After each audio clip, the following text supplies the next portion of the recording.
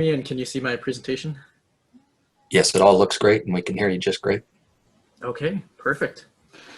Well, I'll go ahead and begin. The title of my paper is Scanning Tour of Polyester Polymer Concrete Overlays on Bridge Decks in California. My name is Robert Stevens. I recently graduated from Brigham Young University earlier this year. And this paper is based on research that was sponsored by the Utah Department of Transportation. And again, the focus of this research is actually on a synthetic concrete material, so a little bit outside the scope of our Portland cement concrete topic here, but right in line with the previous discussion on bridge deck overlay materials. I'd like to begin the presentation with just a brief overview. I'll start with a little bit of background on why we need bridge deck overlays in the first place. And then I'll move to more specific background on polyester polymer concrete, or PPC. I'll then review the research objectives and the procedures that were used in this particular research. And then finally, I'll summarize the main outcomes of this project. So to begin, I'll start with a little bit of background on bridge deck overlays in general. As you all know, reinforcing steel, also known as rebar, is a requirement for concrete bridge decks. It's critical to the structural integrity of the deck. However, rebar has at least one major drawback, which is that it is susceptible to corrosion. Rebar corrosion is caused and accelerated by exposure to water, oxygen, and chloride ions. Chloride ions come into contact with reinforcing steel due to the application of de-icing salts on concrete bridge decks, particularly during winter months. When de-icing salts are applied to the deck to melt snow and ice, they come into contact with water on the deck, and the water dissolves the salts, and these salts are typically sodium chloride, calcium chloride, potassium chloride, and it's the chloride ions, when they dissolve and dissociate, that are actually harmful in the corrosion process. And they'll actually come into contact with the rebar in one of two ways. If the concrete is cracked, the chloride ions will come in contact with the rebar very, very quickly. However, even if the concrete remains intact, they will still diffuse through the concrete due to the porous nature of the concrete matrix. So this little animation on this slide will show how chloride ions at the surface over time will diffuse through the concrete matrix and come into contact with the rebar.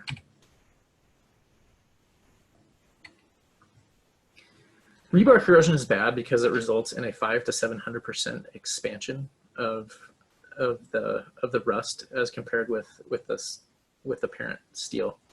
So in other words, the corrosion products are 5 to 7 times greater in volume than the parent steel. Rebar expansion results in concrete cracking. As we all know, concrete is strong in compression, but it's relatively weak in tension. And so rebar will expand, put the concrete into tension, and will lead to cracking.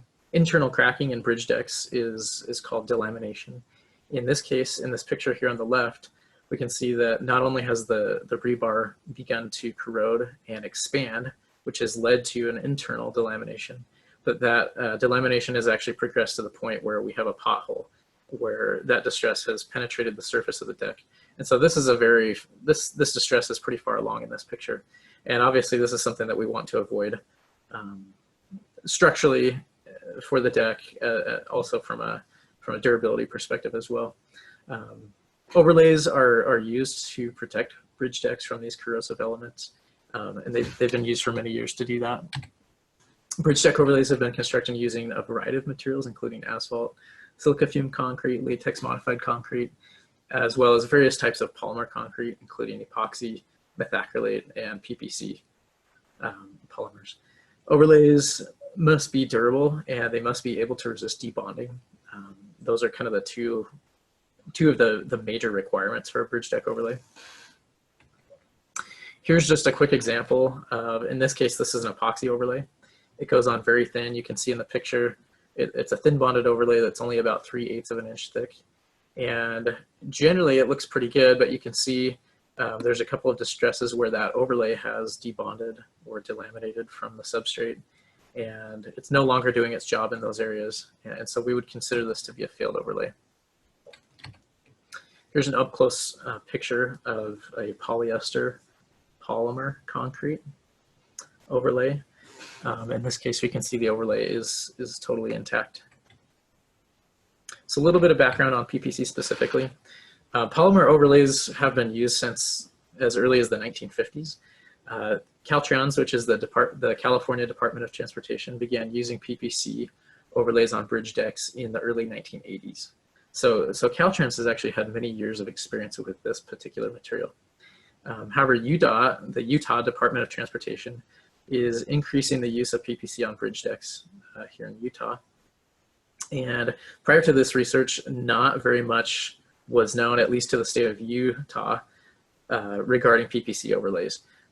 California had been doing it for many years, but here in Utah, we didn't know much about the material. We didn't know much about the application to bridge deck overlays. And we also didn't know how it would perform in Utah's climate and environmental conditions as compared with California's. So I'll jump into the objectives of the research here in just a second, but a little bit of background on PPC. PPC consists of a polyester resin binder and natural aggregate, and it has a lot of advantages for use as a bridge deck overlay. PPC is long lasting, it's impermeable to water and chloride ions, it cures rapidly, it's lightweight, it has a thin profile, it offers high skid resistance, and in some cases it can even be used to restore ride quality. PPC also has a few disadvantages. It's pretty expensive, it produces toxic fumes, and it requires experienced contractors, very careful mixture design, and very close monitoring and quality control during the construction process. So as far as the objectives of this research, the research objective was to conduct a scanning tour to observe PPC construction and inspect in-service PPC overlays. This was based on the need for information about construction, quality assurance, and overall performance of bridge deck overlays. Prior to this research, no documentation of scanning tours related to PPC was documented in the literature. The scanning tour consisted of a 3-day visit to California. The scope of the tour included discussion of selected topics related to PPC with Caltrans personnel, inspection of existing overlays in the field, and finally observation of an actual PPC overlay placement at the Los Angeles International Airport. So here's a few pictures from our trip. This first set is a picture of our team in the Caltrans Materials Laboratory in Sacramento, California, learning about materials, equipment, and procedures related to testing and acceptance of PPC. Here's just a sample of some of the tests that they would perform in the laboratory. In the picture on the left, there's an example of a resin demand test, and the picture on the right is a sample used for tensile strength and elongation testing. Here's some pictures of our field visit. We looked at a number of bridges on the I-80 corridor between Sacramento and Truckee, California. This particular area was really valuable for us because this is considered to be similar to alpine conditions and environments that we would expect to see in Utah. And so this region that they had these PPC overlays on was really important for us to look at. And so here's a few pictures of existing overlays that were placed with various levels of success here in the field.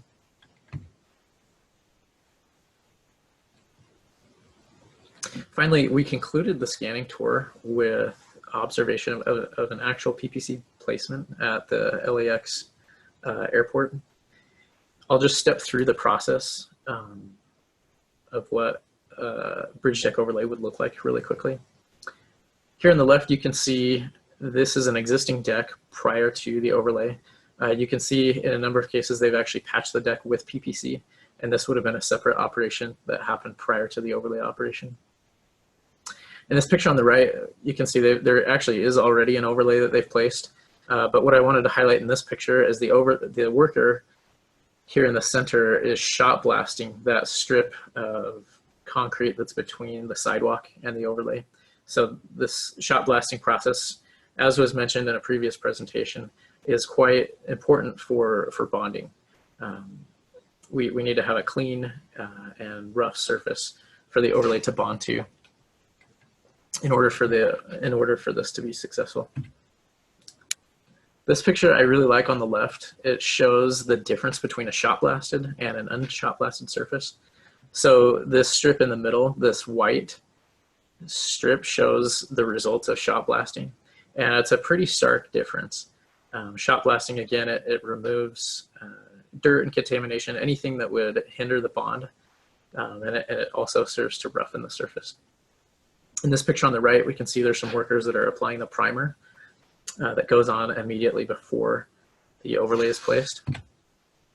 This is the mixer truck that is attached directly to the paving machine. Here in this case, we've got a volumetric mixer truck that is feeding the mixed PPC directly into the hopper of a modified Allen paving machine. So we've got some workers, and they're actually placing this overlay in a very similar manner to how you would place conventional bridge deck concrete. They've got the paving machine going by, and then the workers are finishing it and tining it with conventional tools. In this picture on the right, they've actually got a tining attachment on the back of the paver, but they'll also do some hand tining in some cases.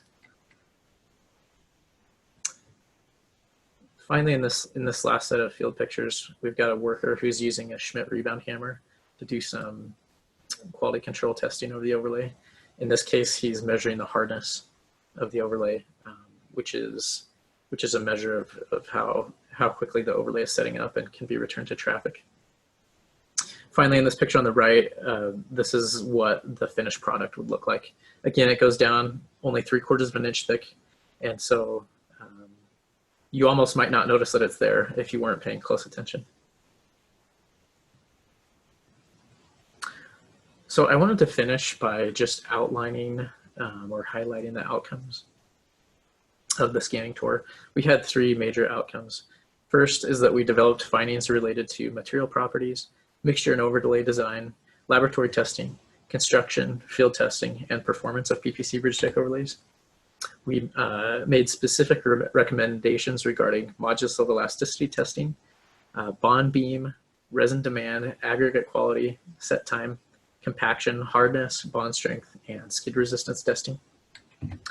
And finally, we made a number of improvements to the UDOT PPC specification. I won't step through the entire list there, but we made a really extensive revision. We basically completely rewrote the existing UDOT PPC specification with items that are listed here on this slide. And that concludes my presentation. I'll be happy to answer any questions that anyone may have.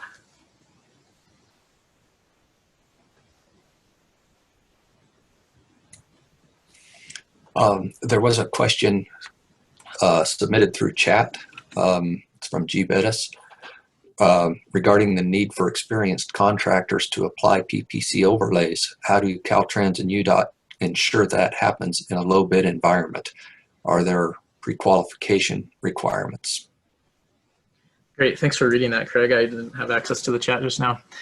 That's a great question. The way that both Caltrans and UDOT have addressed that is by requiring a certain number of years of experience and a certain number of jobs that they've done. So the contractor actually has to submit documentation proving that they have experience with this process. Okay, did we have any other questions? Yeah, Robert, can I ask a question? Absolutely. What is the difference of life expectancy between the PVC overlays and the epoxy overlays? And sorry, could you repeat just the last part? And between which 2 types? The PPC overlays and the epoxy. Oh, that's a great question. Yeah, so this research was motivated by the need to look at more longer lasting types of overlay materials. Caltrans actually has some of these PPC overlays that have been in service for over 30 years. Now, those were some of the first overlays that were placed, and so they may not be representative of typical construction.